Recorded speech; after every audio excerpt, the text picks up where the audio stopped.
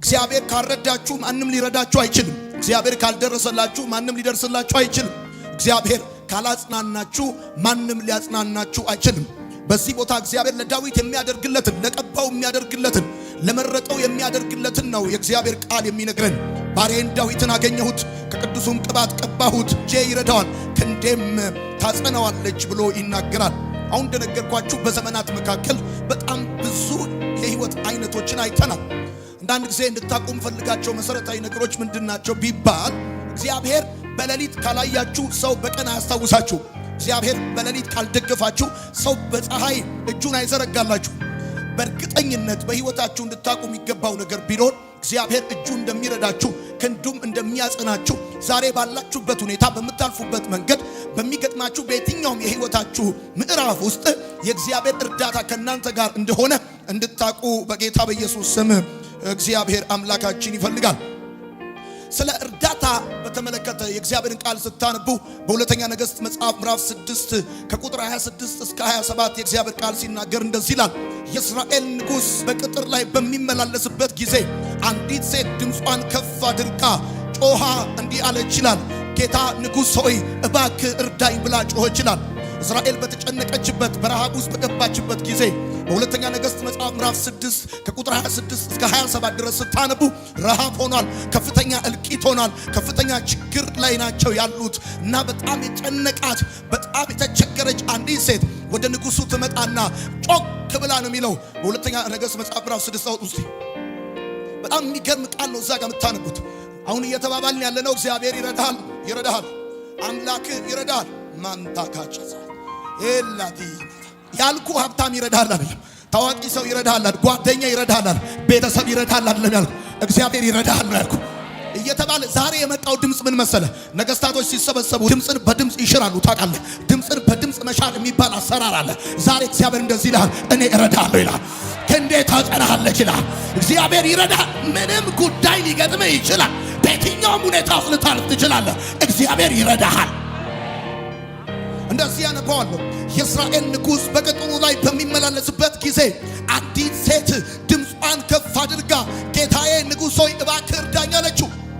ጌታዬ ንጉሥ ሆይ ስልጣን አለ እርዳኝ፣ አቅም አለ እርዳኝ፣ ወታደር አለ እርዳኝ፣ ግምጃ ቤት አለ እርዳኝ፣ አንተ ጠቢባኖች በዙሪያ ካሉ እርዳኝ፣ ጌታዬ ንጉሥ ሆይ እርዳኝ አለችው። ከዛ ንጉሡ ሲመልስ እሺ እረዳሻለሁ፣ አደርግልሻለሁ አይደለም ያለው። እግዚአብሔር ካረዳሽ እኔ እንዴት ልረዳሽ እችላለሁ? ስልጣን ስላለኝ አንቺን መርዳት አልችልም።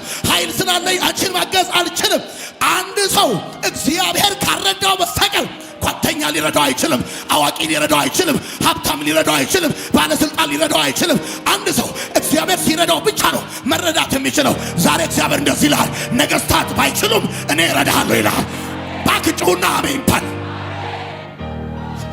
እግዚአብሔር ካረዳሽ፣ እግዚአብሔር ካረዳሽ እኔ እንዴት ልረዳሽ እችላለሁ?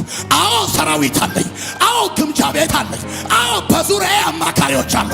አዎ ለስሙ ቦታውን ይሻለሁ። አዎ ግን አለ አንድ ሰው አለ የሚረዳው አለ እግዚአብሔር ሲረዳው ነው አለ። ዛሬ ጸለይኩላችሁ፣ ከሰዎች ችሎታ ያለፈ የእግዚአብሔር እርዳታ ያገኛችኋል።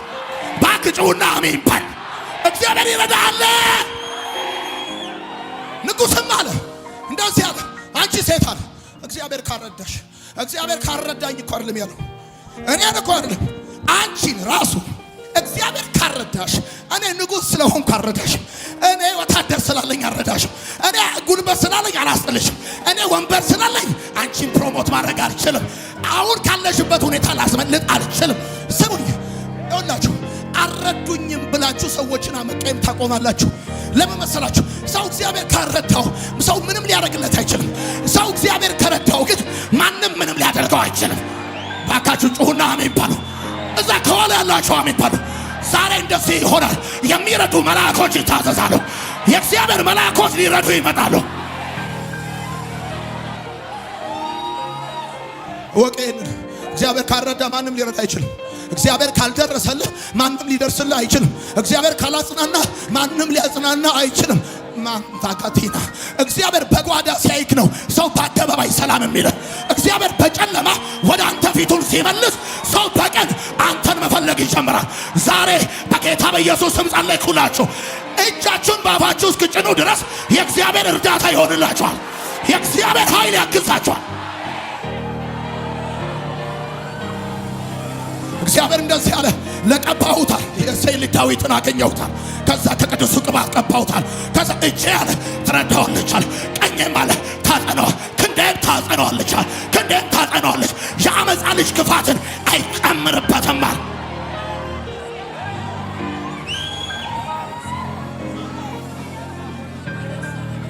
ማታካቻ ታሊፋ ሊማንዳቱካ አሚን ነው ወይ? እስቲ አሜን በሉ። እኔ ምን ላርግሽ ነው ወደ እኔ የምጮኸው? ስማ፣ ሰው ሰምቷል ማለት ይረዳል ማለት ነው። ሰው ስልጣን አለው ማለት ያግዛል ማለት ነው። ዳዊት እንደዚህ ያለ አይኖቼን ወደ ተራሮች አነሳዋል፣ ረዳቴ ከወዴት ይምጣል? ረዳቴ ሰማይና ምድር ከሰራ። አየህ፣ ወደ ተራሮች አነሳው ማለት ሰው ብር አለው ማለት ይረዳል ማለት አይደለም። ሰው ስልጣን አለው ማለት ይረዳል ማለት አይደለም። ሰው ያውቃል ማለት ያግዛል ማለት አይደለም። ሰው አብሮ አደግህ ነው ማለት ያንተ ጉዳይ ግድ ይለዋል ማለት አይደለም። እግዚአብሔር ሲረዳክ ይገርማል። የምታውቃቸው ሰዎች እጅ ሳይሆን የማታውቃቸው ሰዎች እጅ ይዘረጋል። የበላተኛውን አፍ ከፍቶ መብል ይሰጣል። እግዚአብሔር የረዳው ሰው ከበላተኛው ውስጥ መብል ያገኛል። እግዚአብሔር ረዳዋለሁ። እጄ ትረዳዋለች፣ ቀኜም ታጸነዋለች። እጄ ትረዳዋለች። ኢዮብ መጽሐፍ ምዕራፍ 26 ቁጥር 2 ምን ይላል? ኃይል የሌለውን ምንኛ ረዳው፣ ደካማውን ምንኛ አገዝከው። ኃይል የሌለውን ምንኛ ረዳው። እግዚአብሔር በቃሉ ሲናገር እንደዚህ ኃይል የኔ ነው፣ ኃይል የኔ ነው። ኃይል ራሱ ይገርማል፣ የእግዚአብሔር ነው። ኃይል የሌለውን ምንኛ ረዳው፣ ደካማውን ምንኛ አገዝከው። ሰው ሊያግዝ የሚችለው ኮንዲሽንን አይቶ ነው። ሰው ሲጀመር ስትበረታ ነው የሚያግዝ። ሰው ሲኖር ነው የሚያግዝ። ሰው ካንተ በኩል የሚቆመው ኮንዲሽንን አይቶ ነው፣ ፐርፎርማንስን አይቶ ነው። የደከመን የሚረዳ፣ የዛለን የሚደግፍ፣ የወደቀን የሚደግፍ እግዚአብሔር ብቻ ነው። ኃይል የሌለውን የሚደግፍ፣ ደካማውን የሚደግፍ እግዚአብሔር ካረዳ ጻፉ። አንደኛ እግዚአብሔር ካረዳ ትሰባበራለህ። ሐና ስትናገር እንደዚህ አለች፣ አትታበዩ፣ በኩራትም አትናገሩ። እግዚአብሔር አዋቂ ነው፣ ስራውንም ይመዝናል። የኃይለኞችን ቀስታ ሰባብሯል። እግዚአብሔር ካረዳ ይገርማል፣ ትሰባበራለህ። እግዚአብሔር ካረዳ፣ እግዚአብሔር ካንተ ጋር ካልሆነ፣ እግዚአብሔር አብሮ ካልቆመ፣ እግዚአብሔር በቀኙ ካልደገፈ፣ እግዚአብሔር በቀኙ ካልያዘ ትሰባበራለህ። ሰው እግዚአብሔር ሲረዳው ብቻ ነው ከመሰባበር ሚድን። እግዚአብሔር ካረዳ ትሰባበራለህ። ምክንያቱም የምታልፍበት የህይወት ጫና ብዙ ነው። የምታልፍበት ማዕበል ብዙ ነው። ተግዳሮቱ ብዙ ነው። ጠላቶች ብዙ ናቸው። በአጠገብም ከሩቅም ያለ እንኳን የሚል ከመቼ ወደቀ የሚል በጣም ብዙ አለ። ቀጥ ብለህ ልትቆም የምትችለው እግዚአብሔር ሲረዳ ብቻ። ሐና እንደዚህ አለች፣ አትታበዩ፣ በኩራትም አትናገሩ። እግዚአብሔር አዋቂ ነው፣ ስራውንም ይመዝናል። የኃይለኞችን ቀስታ ትሰባበራል። እግዚአብሔር ካረዳ በአንተ ፍጥነት፣ በአንተ ሞኝነት፣ በአንተ ምስኪንነት፣ በአንተ የዋህነት ትሰባበራል። የኃያላንን ቀስት ተሰባብሯል። እግዚአብሔር ካረዳ ኃይልም ቢኖር ይቀርማል፣ ትሰበራል። አቅምም ቢኖር ትወድቃለህ። ጉልበትም ቢኖር ትደክማለህ። እውቀትም ቢኖር ትስታለህ። ሰው እውቀት ኖሮት ሊስት ይችላል። ኃይል ኖሮት ሊጠፋ ይችላል። አቅም ኖሮት ላይቆም ይችላል። ሰው ጉልበት ኖሮት ሊደክም ይችላል። ለምን? የኃያላኖችን ቀስት ሰባብሯል። መጽሐፍ በዛው በአንደኛ ሳሙኤል መጽሐፍ ምዕራፍ 2 ላይ ሲናገር እንደዚህ አለ፣ ሰው በኃይሉ ችሎት አይበረታም። በኃይሉ ችሎት አይበረታም። ሰው ሊበረታ የሚችለው እግዚአብሔር ሲረዳው፣ እግዚአብሔር ሲደግፈው፣ እግዚአብሔር አብሮት ሲቆም፣ እግዚአብሔር አለው ሲለው፣ አቤት ሲለው፣ እግዚአብሔር ጋሻ ሲሆነው፣ ከሱ ጋር ሲሆን ነው። ሳይኖራቸው ከጠፉ ይልቅ እያላቸው ያለቁ ብዙ ናቸው። ባለማወቅ ከጠፉ ሰዎች ይልቅ እያወቁ የወደቁ ብዙ ናቸው።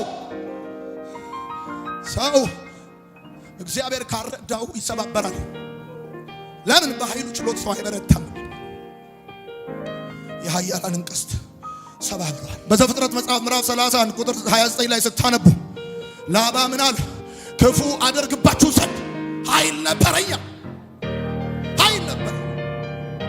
ግን የአባቶቻችሁ አምላክ ትናንትና ማታ መጥቶ አይደለም ክፉ ማድረግ አለ አንድ ክፉ እንዳትናገር ብሎ አለኛል።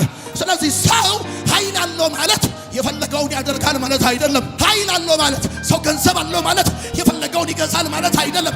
ሰው ስልጣን አለው ማለት የፈለገውን ያኖራል ማለት አይደለም። ላባ አለ ክፉ ነገር ላደርግባችሁ ኃይል ነበረኛል። ግን እግዚአብሔር ትናንት መጥቷል እንዳትናገራቸው ማድረግ አይደለም እንዳትናገራቸው የአባቶቻችሁ አምላክ ትናንት ማታ መጥቶ እግዚአብሔር እያለ ያለው እኮ እንደዚህ እኔ እረዳለሁ ያለክ እኮ እግዚአብሔር እንደዚህ ነው የሚል እኔ አገኘሁት አለና ቀባሁት አለ። ከዛ እግዚአብሔር እንደዚህ ያለ እኔ ያለ እረዳዋለሁ አለ። አይወድቅም አለ አያፍርም አለ እረዳዋለሁ አለ። ታሪኩን እቀይረዋለሁ አለ። አንድ ሰው እኔ ነው የሚል ሰው ካለ አሜን ይበል። ማታካቻታን ይፈንታ ዛሬ እዚህ ነው ነገ ግን እዚህ አይደለም። እግዚአብሔር እንደዚህ ያለ እረዳዋለሁ። ህልም አለ እግዚአብሔር ይረዳሃል። ራእይ አለ እግዚአብሔር ይረዳሃል።